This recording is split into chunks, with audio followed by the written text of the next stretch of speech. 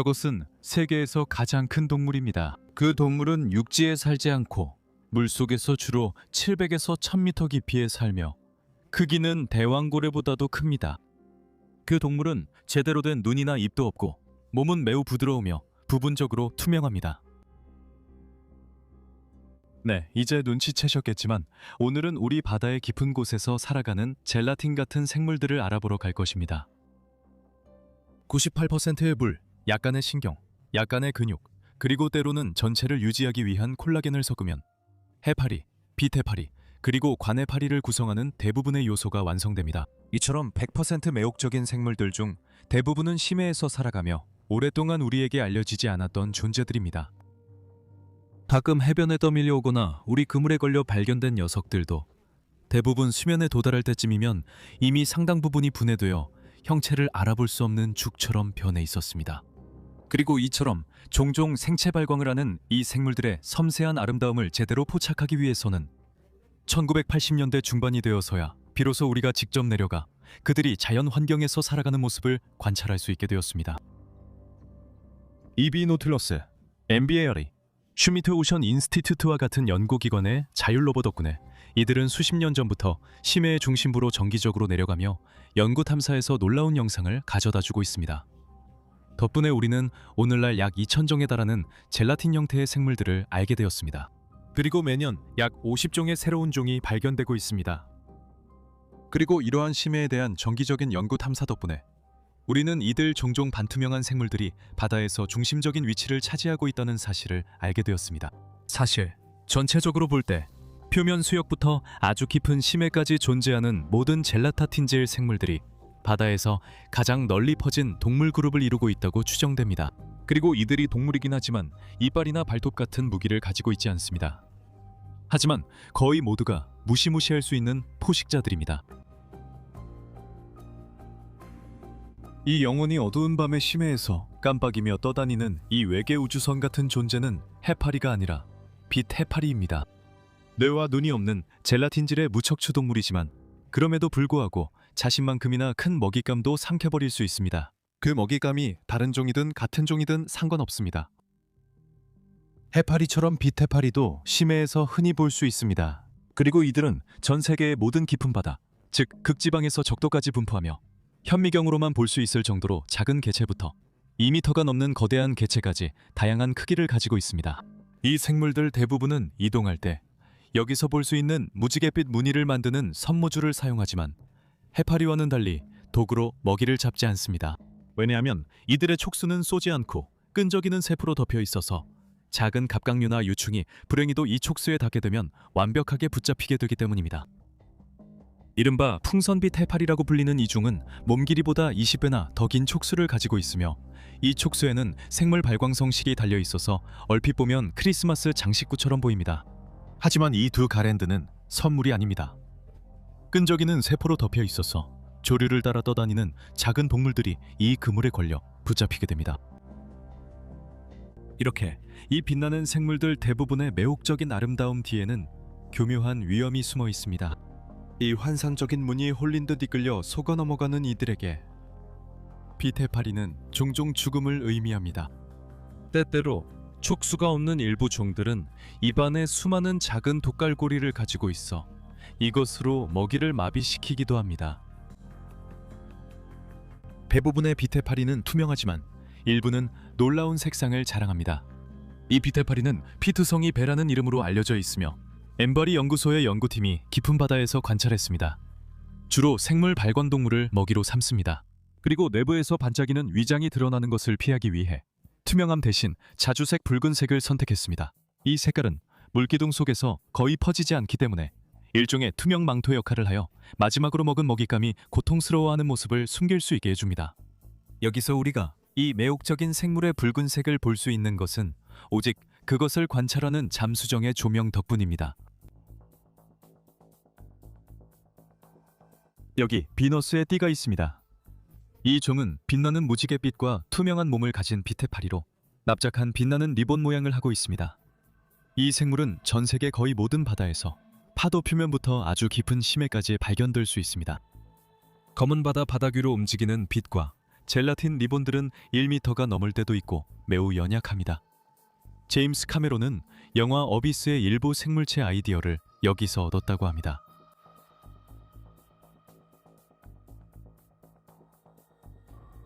빛 해파리보다 더 기이한 생물로 관 해파리가 있습니다. 이 해파리와 가까운 생물은 하나의 동물이 아니라 수천, 때로는 수백만 마리의 개체들이 모여 하나의 군체를 이루는 것입니다. 그래서 여러분의 시각이 말해주는 것과는 달리 이것은 하나의 독립된 생물이 아닙니다. 이곳에는 긴 중심줄기를 중심으로 다양한 미세한 동물들, 즉 개충이라 불리는 개체들이 구조화되어 있습니다.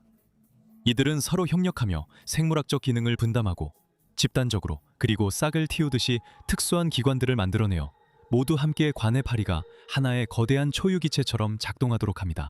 이 거대한 군체에서 각 조이드는 고유한 역할을 합니다.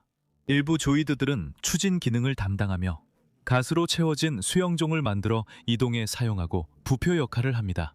다른 조이드들은 위의 역할을 하며 오로지 소화에 전념하거나 미끼 역할을 합니다. 그리고 관 해파리를 무시무시하게 만드는 쏘는 촉수의 장막을 만들어 펼칩니다. 이 빛에 이끌린 작은 생물들은 곧 생명이 위태로워집니다. 수천 개의 불꽃눈오리가 생물 발광과 독성 촉수에서 나오기 때문입니다. 강력한 독을 합성할 수 있다면 강한 턱이나 근육, 날카로운 이빨이 필요하지 않습니다. 이 기묘한 젤라틴 덩어리 안에서 조이드들이 먹이 관리, 방어, 번식 등 어떤 역할을 맡든 모두가 공동의 이익을 위해 일하며 자원을 나누고 사냥의 결실을 공유하며 전체 군체 동물의 일부로 살아갑니다. 사실 어떤 조이드도 혼자서는 살아갈 수 없습니다. 그래서 소화를 담당하는 조이드들은 영양분과 회수된 에너지를 공유하며 이 에너지는 전체 집단에 분배됩니다. 군체 동물로 살아가는 큰 장점 중 하나는 관 해파리가 물렸을 때 몸의 일부를 떼어낼 수 있다는 점입니다. 이렇게 해도 죽음의 위험 없이 살아남을 수 있습니다. 손상되거나 잃어버린 기관만 다시 만들면 계속 살아갈 수 있습니다. 대부분 사이포노프라는 물속 플랑크톤을 잡아먹으며 먹이 걸러내기에 만족하지만 이 긴 반투명 사슬들은 넓은 열린 바다의 해류를 따라 떠다니며 크기가 충분할 경우 작은 갑각류나 물고기, 심지어 다른 사이포노프라까지도 먹이로 삼을 수 있습니다. 왜냐하면 각각의 조이드가 개별적으로 보면 매우 작아서 길이가 1mm도 안 되는 경우가 많지만 이들이 모이면 정말 거대한 집합체를 만들어낼 수 있기 때문입니다. 에피소드 시작에 보여드린 그 생물체 기억나시나요? 나선형으로 감긴 끈처럼 보이는 사이포노포라인데 길이가 아마도 50m에 달하고 300개가 넘는 위장을 가지고 있습니다. 그리고 저는 아마도 세계에서 가장 큰 군체 동물이 동시에 매우 연약하면서도 큰 충격을 받았을 때 스스로를 다시 재생할 수 있다는 사실이 정말 마음에 듭니다.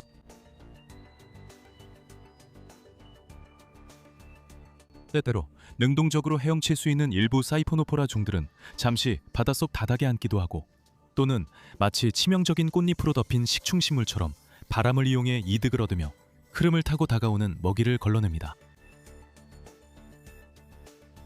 사이포노포라만이 심해에 존재하는 유일한 군체 생물은 아닙니다.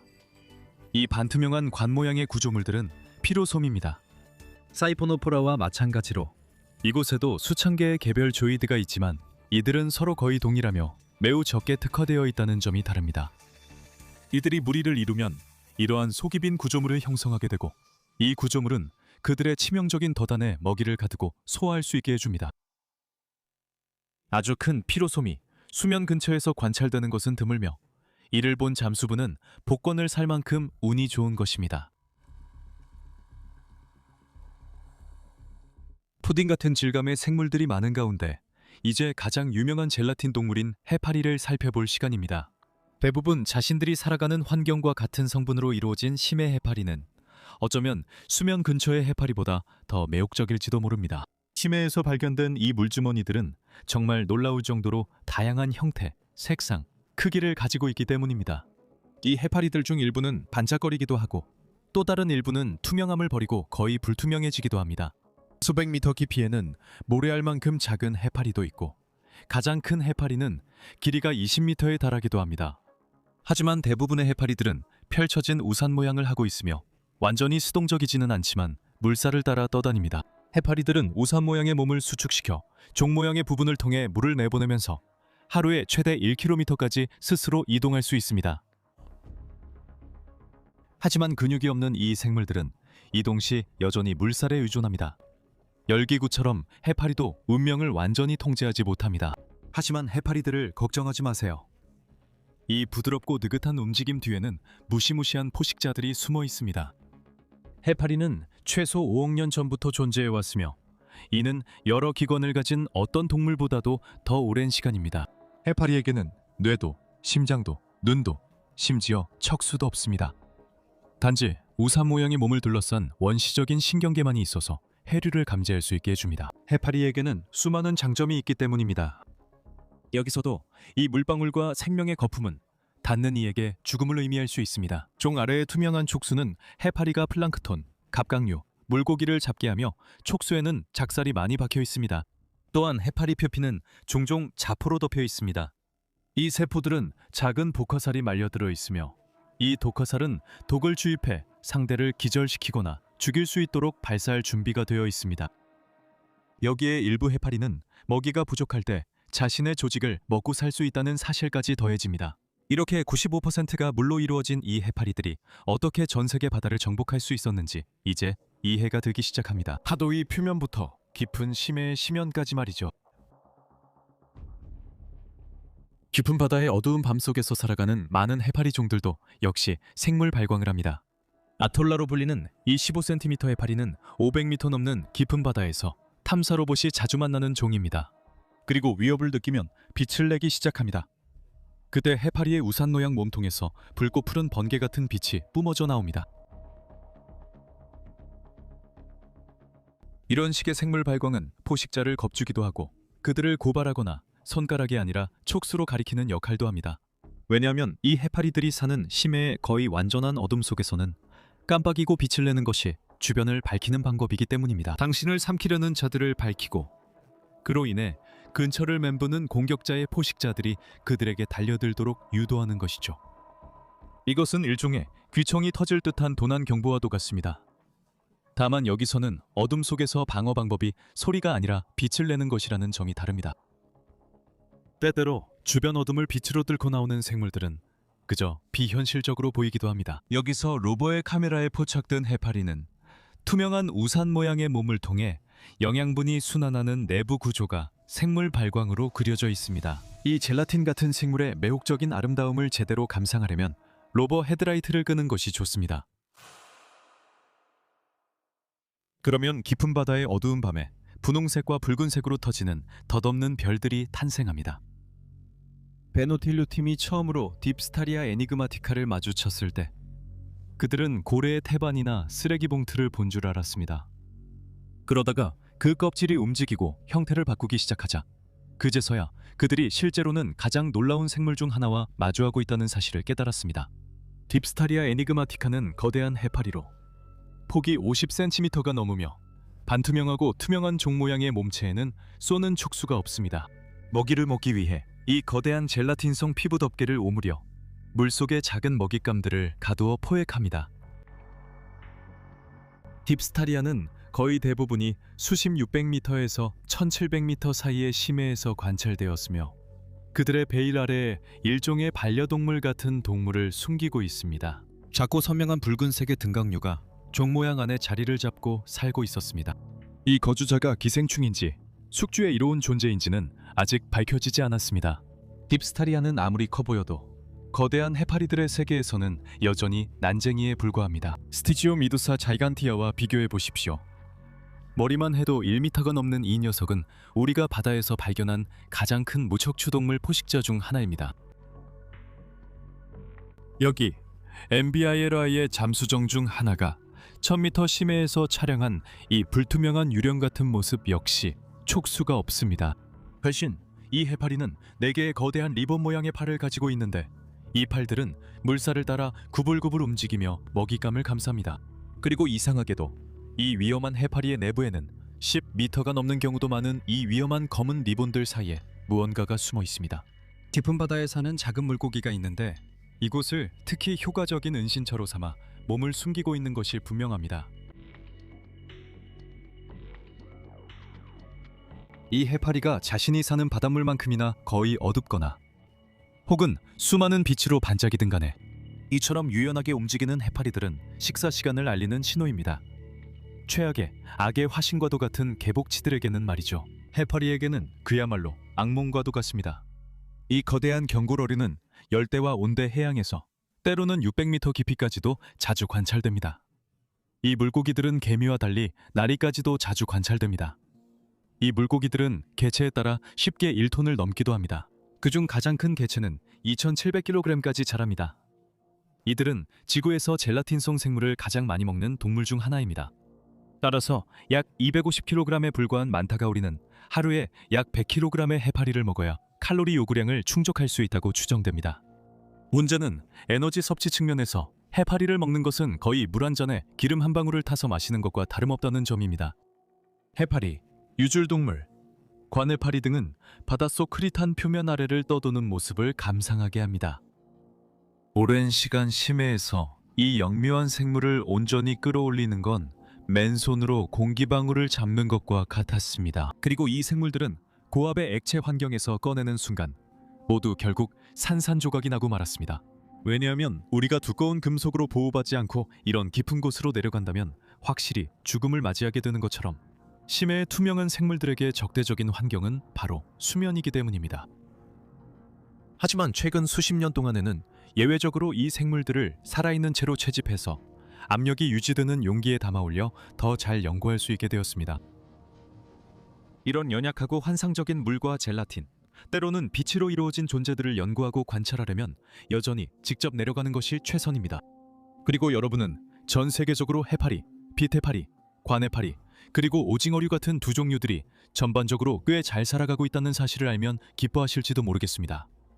왜냐하면 모든 종류의 물고기들에게 영향을 주는 남획이 이들의 포식자와 경쟁자들을 대량으로 없애고 있기 때문입니다. 그리고 많은 해양 동물들이 해수 온도와 산성도의 증가에 적응하는 데 어려움을 겪고 있는 반면 이 뇌가 없는 생물들은 이러한 새로운 환경에 아주 잘 적응하고 있습니다. 어떤 지역에서는 너무 번성해서 이제는 골칫거리가 되기 시작할 정도입니다. 샐러드만큼이나 물이 많은 생물치고는 꽤 대단한 일이죠. 이 에피소드가 마음에 드셨다면 공유와 구독 부탁드립니다. TP에서 저를 후원하실 수도 있고 인스타그램에서 말린 해파리만큼이나 간결한 컨텐츠도 만나보실 수 있습니다.